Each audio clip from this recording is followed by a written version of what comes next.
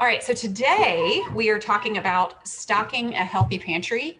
I was reviewing this one last night and very quickly, and it's kind of really exciting. So I was asking Lisa, I was like, have you ever led this one before? And she said, no, I haven't. I said, this one is one that like every time you get to a new slide, it's like, oh, it's like a, I told her, I said, it's a surprise on every page. And she said, just like a box of chocolates.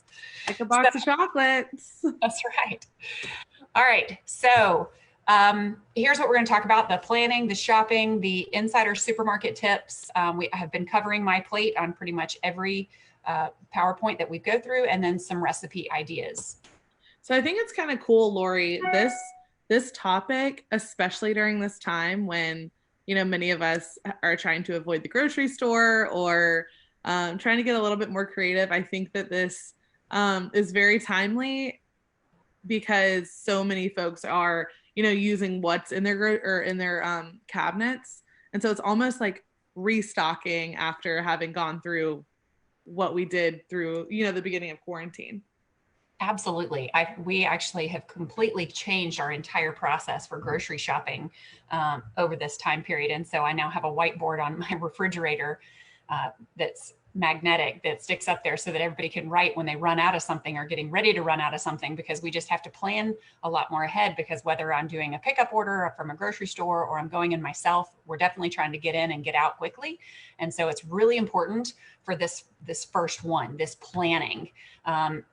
Some people like to shop 2 days at a time, but right now people are shopping for a week or for 2 weeks or longer. My parents are out in Montana. And so during the winter months, they have to shop for months because you may not be able to get out of the driveway. Yep. And you just don't know. Right. So really make that detailed list. My daughter laughs at me because my lists are not only listed out what items I need, but they're also listed by what section of the grocery store they're on, because I don't want to get all the way to the refrigerator or frozen section and all of a sudden realize that I was supposed to pick up tomatoes and have to go all the way back to the beginning. So it's really important that you make your list, and the more time that you spend organizing it, the less time that you'll be in the grocery store and you get exactly what's on the list and nothing more. Right. And that's where I would, before you even plan, and it might have it on this, it doesn't, but take an inventory.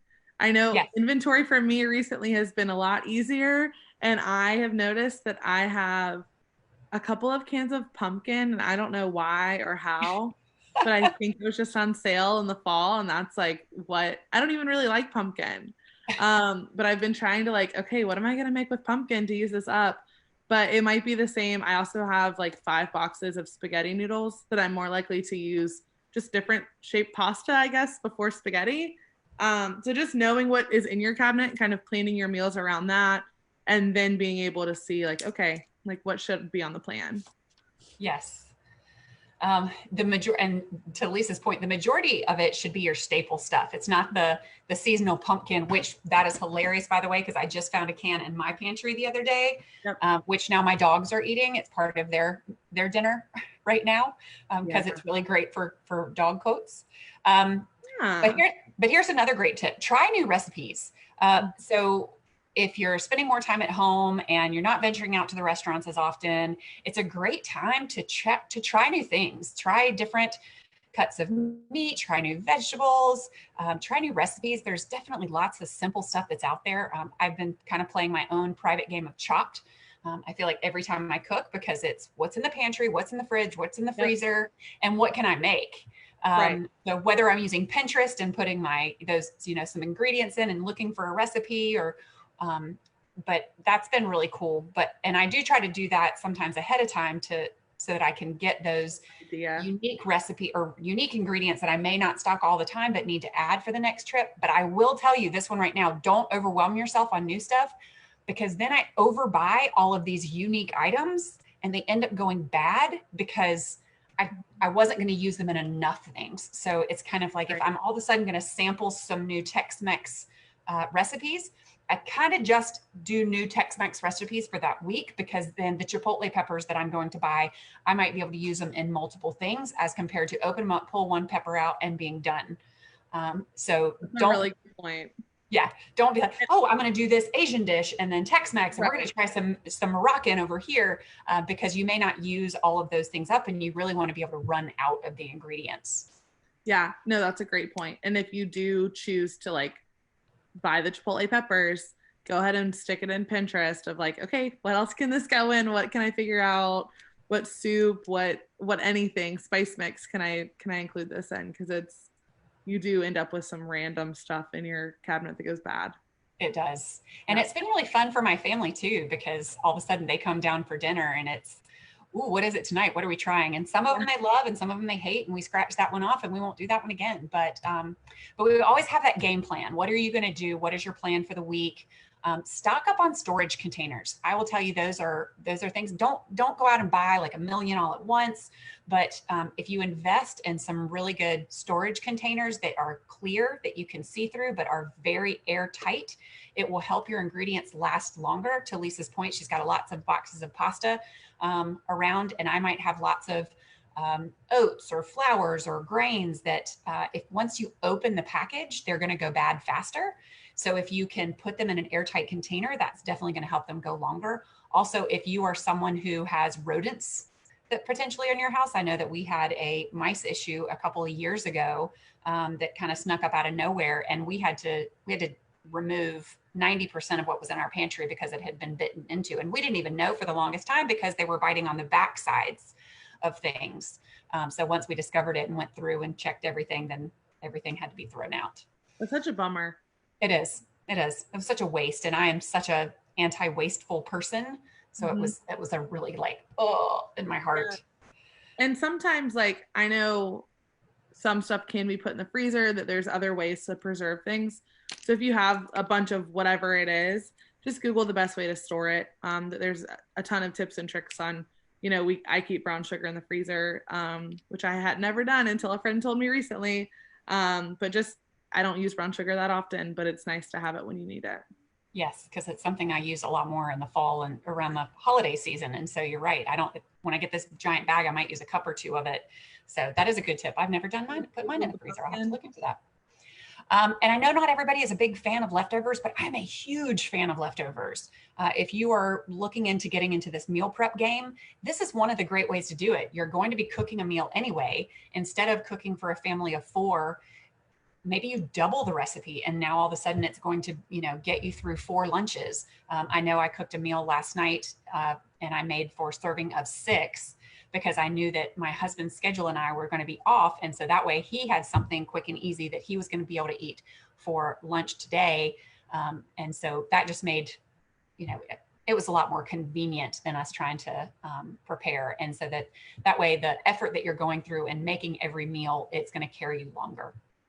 And I think that's one thing that if you make it, I typically buy rotisserie chicken on Sundays, and then I eat it 2 or 3 different ways. Yes. But it doesn't, if you make the chicken, it doesn't have to be eaten as just the chicken. You can put it on a salad. You can make tacos. There's all sorts of different things that you can do. So try and make whatever you're making. Can it be used in another way? Or, how can you be creative with it for the next meal?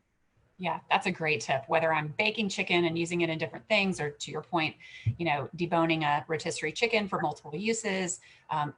Whether it's just your protein or just your noodles, if you can use them and repurpose them so it's one less thing you're having to prep again, it certainly saves a lot of time. Right.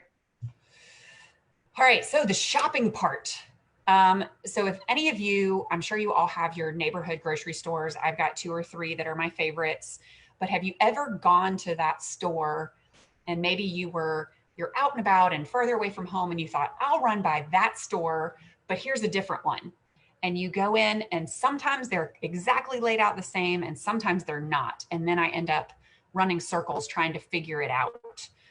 So for example, I have a Harris Teeter that's right down the street from me. And then I have another one that's a little bit further away, but it's closer to the main highway. So if I'm coming in from something, that one's easier to stop at compared to driving to my neighborhood store, which would mean I'd have to go further. But I always spend more time when I'm in the one that's closest to the highway because it's laid out just a little bit differently. Produce is always where produce is, frozen is always where frozen is, but some of those pantry items that you need in the middle can sometimes be mixed around, and then I end up searching for a whole lot longer. So I try not to do the quick drop-ins at a store that I don't know as much as I can, but every once in a while you just can't get around it. But if you can go to your favorite neighborhood store, you'll be able to get in and get out quickly because you do memorize it over time, whether you're paying attention to it or not. Resist any sales that are not for items that you need. This one is an easy one to get caught up in. I remember I started saving so much money when my children were old enough to not go to the grocery store with me because they would constantly be going places and pulling things and, hey, can we get this? Can we get this?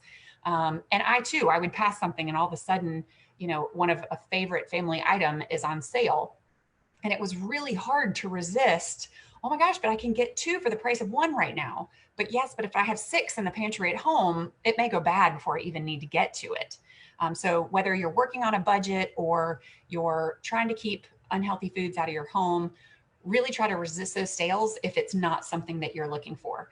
But I will tell you a tip is if it can replace something that was on your list and now you're getting more bang for your buck, sometimes I'll do that. So for example, sometimes I'll plan on going to get frozen broccoli because I'm going to use it in something, but all of a sudden there's maybe frozen cauliflower that's on sale. I might make that swap, but I'm not getting both, in order to be more economical about my grocery list. And I would say that to that point, Lori, it's if you're able, like I get the Harris Teeter emails and I'll often build my menu off of the sales. Thank you, Mom, for that tip. Yes. That's growing up. That's how we built what our menu was going to be for the week was what's on sale, what cuts of meat are on sale. And then how can you build a meal around that? So it's almost like reverse chop. Yes. You kind of know what the main ingredients are and then what can go with it. Cause that can be another way to save money, but also just to get ideas. Like if you don't typically cook pork chops or chicken thighs or whatever, and that's what's on sale this week, it's like, okay, let's find a recipe with those items instead of our typical, turkey burgers or whatever you choose to eat. So if you can if you know ahead of time, it makes it really easy because then kind of the cost savings. Yes, that is a super great tip. And I will say that if you have not started using some of the grocery store apps, this is a good time to really familiarize yourself, whether you're shopping online for pickup or delivery, or just using the apps in order to find those sale items. They will save you so much time in the end. In the beginning, it can feel like, I don't know what I'm doing. I'm not learning. My sister has said she's trying to get on the online shopping bandwagon and she just hasn't done it yet because she doesn't have the time to learn all of the features. And I'll say I was the same way in the beginning, but now I have an app for every grocery store that I go to so I can quickly look at those sales. I am on their newsletters as well, so they can alert me when things go on sale. And that way you can prioritize that shopping too. I'll say this millennial is not on any online shopping, but I love the grocery store. So yes. I'm very much like a handwritten grocery list kind of thing, and then going through the sales and then going. So I'm kind of with your sister on this one, although I don't have children, and I know that can be really helpful when you have kids or, you're to and from somewhere just to slide in and pick it up. So I think I'm the exception for the millennials on this one. No, I think that you're right. And I grocery shopping used to be a Saturday morning thing for me. And I visited 3 grocery stores actually, based on what I was going to have, and had coolers in my backs and my trunk and all of those kind of things. And I love shopping and I love picking out hand-picked stuff. But I will tell you, doing online shopping as a mother of 2, working full time, it was such a luxury to shop for things and then just drive and pick them up. So I did get on the app bandwagon. I have enjoyed it. There are some perks to it and some not perks. So sometimes I'll get a produce that I'm like, I probably wouldn't have picked that one. Right. But for the most part, it has done well. So whichever way that is working for you, definitely use those features that can help you, whether you pick up the newsletter when you are shopping, because they have the hard packs too that you can pick up and it'll tell you what's going on sale next week. Or you're using the newsletter or you're using the apps, really get organized. It will save you time. It is a learning curve, but it will save you time over time. And I think to that point, kind of the next point on the PowerPoint says, don't be distracted or misled by signs.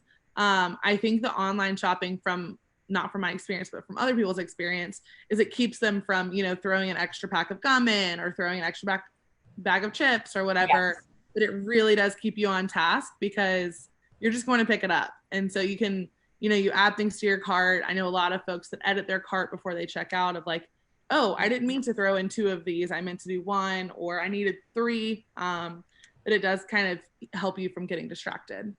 And I will tell you, even before I started using online shopping for pickup, I actually used it as just a budget calculator. So I could choose my Harris Teeter app. I could pick the things I was going to pick. But if I was trying to stay on a certain budget, I might pick and choose items that I either want to reduce or take off completely, so that when I do go to the store, I have my list and I know exactly what I'm going to spend. And that was really helpful keeping our family on a budget. So that was good stuff. That's a great tip. Circle the perimeter to concentrate on fresh and whole foods. So when you are in the grocery store, your perimeter is your produce section, then you have your deli counter, you have your bakery, you have your meats section, then we get into your refrigerated items, your dairy items, and then it typically moves off onto your frozen goods. And that's where you want to spend the majority of your time.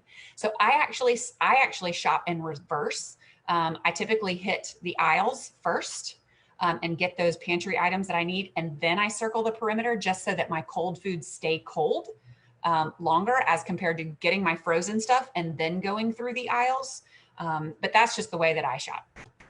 So I say, so this is funny because Sue and I talked about grocery shopping essentials the last 2 weeks. So if folks missed that, they're the last 2 videos that we did.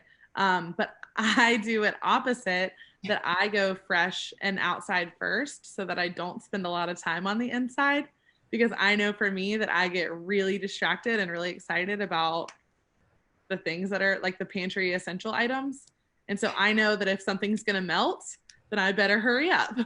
So for me, that's a good tip too. Yeah. It's more of like kind of the don't be distracted, because I'm very distracted, but I love the grocery store. But if I go around and then I go through the middle, I tend to go a little faster because I don't get caught up, you know, choosing which of the 100 salsas I'm going to have. That's a good tip. See, as I spend 100 hours on which crook neck squash I'm going to get. Right. Right. Or like filling all of the avocados or something. Exactly. Right. Or smelling every single cantaloupe to make sure it's right. Absolutely. Yep.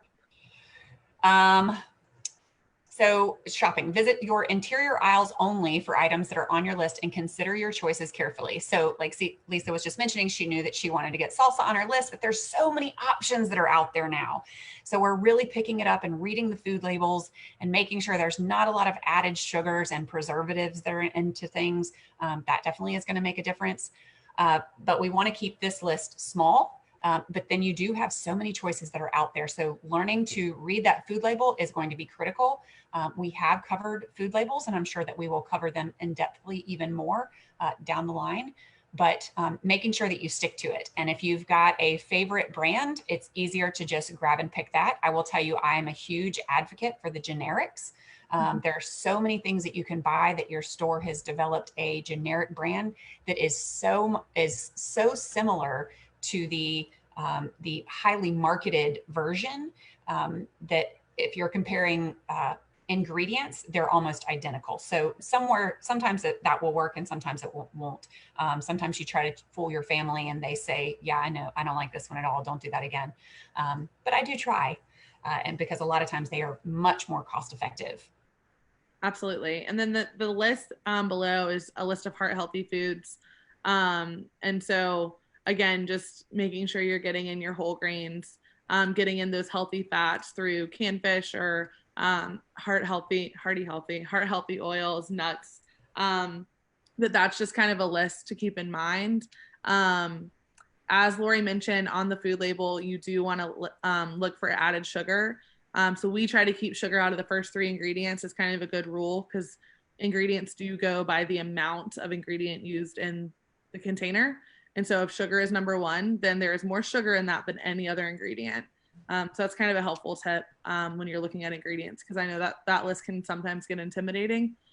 So look, especially at the first 3, and then try to make sure you can pronounce stuff that's on the label.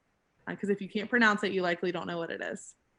Yeah. And if you can't pronounce it and don't know what it is, your body doesn't need it. And to Lisa's point on sugar, again, we did have this long discussion talking about sugar and also food labels is the different names that sugar can come under. So it won't just say sugar. It might say corn syrup or pure cane sugar. That's one that's really coming out right now, or raw sugar, because people assume that it must be healthier, but they're all just versions of sugar and all the oses. So those are just different ways for people or for companies to try and pretend like there's not so much sugar in it by calling it different things. And you may find that it's maybe within the first 7 ingredients, there are 4 or 5 different versions of sugar that are in there. So make sure that you are well aware of all the hidden names. Exactly right. And the other thing to keep in mind, just this does mention whole grains, is you want on your bread or on whatever you're buying, if you're looking for whole grains, make sure that it has the word whole in front of it. That just because it says wheat flour does not mean that it is whole wheat flour. So that whole word will be on the food label. So just something to keep in mind as you're looking as well. Excellent point. All right, so here are our insider supermarket tips. And this one can get you every time. Don't assume the end of the aisle displays are sale items. These are items that the grocery stores put out that they need to get rid of. So they put them in front of you to entice you. And oftentimes when we walk past these, we assume that these are sale items because they've made them more convenient, where it's really likely an overstock item that they need to get rid of. Be wary of specials or sale prices. I can't tell you how many times I have seen something that's on sale and you see that sale item and it draws you right to it. But when I compare it to another item that is similar or almost identical, it's actually more expensive. So one of the tips that I learned several years ago is don't just look at the price, but look at the price by unit. So it might be a price per ounce or a price per serving, but those are typically listed on the sale price too. So make sure you're paying attention, because sometimes you'll see a sale on a bigger item and all of a sudden you're thinking, oh my God, that's great. I could get twice as much for not much more. When you look at the smaller package and the price per ounce or price per serving is actually less than that larger one. So this kind of falls into the don't fall for all of the bulk sale pricing, because sometimes that bigger one, if you break it down per serving or per ounce, it actually ends up being more expensive. So if I wanted to buy bulk, I would just buy the smaller product and just buy it more times.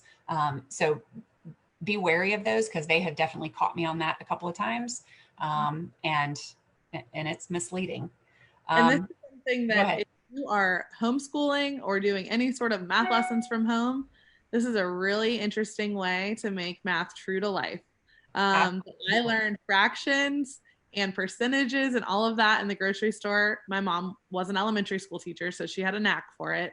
But it's a really good way to start to learn some true to life math, because it can truly save you a lot of money if you're looking at the unit price and not just the bigger price tag. I feel like I have to throw an education piece in, you know? I love that. Yeah, that's great. We do that all the time with the kids. We're like, I don't know, you tell me. Yeah, you tell me what would make the most sense cost effectively. So look high and low. So of course, brands that are at eye level of us and eye level for children are going to be stuff that's typically highly marketed, extra sugar, extra fat. But if you look just above it, or if you look just below it, that's where, you know, your plain oats might be instead of the packets that have a lot of added sugar, or that's where some of your whole grain options might be, or your lower fat, or just some other options instead of just the highly marketed, colorful trick cereal is. Yeah, these are insider tips for a reason, because these are true to life supermarket marketing ploys. And I love my neighborhood stores. Don't get me wrong. The employees that are there, I know them by name. And so, but these are things that businesses do in order to encourage you to purchase certain things.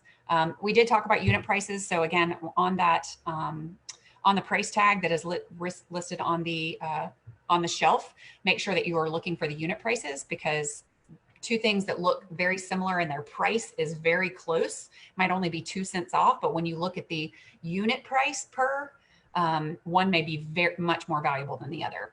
And then compare those brands because the prices vary widely. Don't be stuck to the ones that you just see the commercials on all the time, because an off market or a generic brand that is produced by the supermarket itself may be just as healthy, has all the quality ingredients that you're looking for, but at a very reduced rate. Yep. Yeah, so pay attention to the sell by, use by, or expiration dates, because marketing or grocery stores are going to put these more towards the front because those are the ones that they need to go before they expire and they are garbage. So make sure that you check those. They put those up front, but if that date is really too close, then go for the further ones back. You can also use this as a budget opportunity though, because many times they will put the sell by and it's sell by or use by or freeze by. And so a lot of times I'll go to the store if I'm purchasing something for today and purchase something that needs to be used by today or tomorrow. And that's tonight's dinner. And now I'm playing my version of Chopped again. And I'm trying to work around what that's going to be because I was just looking for a protein, but it's on sale now because they need it to be sold by today. Make sure that you're also kind of, eyeballing the quality of it too, because you might find one that is a use by today, but the coloring of that protein isn't so awesome. So definitely hard pass on that. Resist holiday themed displays designed to tempt you to buy extras that you really don't need. That's kind of just, yeah, too much pumpkin. They have all this pumpkin out. You buy the amount of pumpkin that you know that you're going to need. I'm in Lisa's boat. I tend to go, oh, well, this recipe says I'm going to need 2 cans of pumpkin. Let me just go ahead and get a third one just in case I mess up. And what do? It's now July and my dogs are eating it as part of their food in order to help them with their healthy coats, because otherwise it would be still sitting there in November. Buy organic only when it makes sense. So organic is a great thing, but and I think that Lisa, and we'll have to make a note of this, I think that we need to do a whole topic on organic and what it means and the processes for it. But organic can break the bank. So if you're comparing items, definitely do what you need to do. I had a friend who actually mentioned, and Karen, if you're out there, she'll hear it, but she was saying, when you're really looking at the organic stuff, it's the knobby vegetables that you really want to look at purchasing organic, because those are places where the pesticides can kind of sink in. Think cauliflower, broccoli, raspberries. But when you're talking about a zucchini that can be easily soaked or washed with a vegetable brush, it's not so much. So your apples, your potatoes, things like that you can clean really well on the outside because the surface is really smooth. Those things we can really kind of shy away from the organic option, whereas the porous vegetables, where pesticides can get worked in, those are the ones where we want to really work for our more organic options. But compare them. I mean, I've had a lot of people who came up and said, I'd love to eat organic, but it's too expensive. So you have options. You don't have to do everything everywhere. So there's a couple things I'd like to add here. There's a list called the Dirty Dozen, which is the top 12 foods that you should try to eat organic, just because the level of pesticides tend to be higher. Knobby fruits and vegetables tend to be on that list. Berries tend to be on that list. So if you just Google Dirty Dozen, then that'll tell you. There's also, and I can't remember the opposite one, but it's, ones that you don't necessarily need to buy organic. Bananas being one of them, because you Correct. take the peel off. And so really just kind of think through and do some research for yourself on what organic means and kind of what you need to do for that. Another good option are local farmers markets. It's a really good way to buy local, and then you can ask their farming practices. Doesn't always, and you can typically kind of work out that if you buy a little bit more, the price might go down. That there is a little bit more leeway when you're working with a farmer than just buying at the grocery store. That was a perfect tip. And so before we move off, because I believe, then we're moving on to a different subject matter. Since it is already 12:29, I'm going to cut us right here so we don't get starting into a new subject topic. So we will cut this, but Lisa and I will both be back next Thursday to finish talking about stocking a pantry. Sound good? Awesome. Sounds great. All right. You guys have a great day, and we will see you next Thursday.